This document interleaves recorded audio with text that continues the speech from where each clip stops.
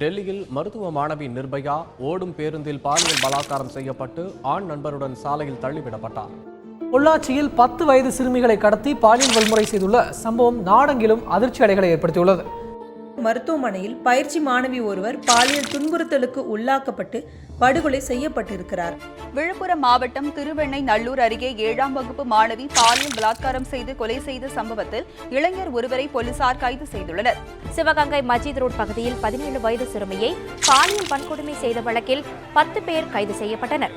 உத்தரப்பிரதேச மாநிலம் கான்பூரில் 19 வயது பட்டியலின பெண்ணை 4 பேர் கூட்டு பாலியல் கொடுமை செய்தது. நாங்க பெண்கள் நிம்மதியா நடமாடணும்.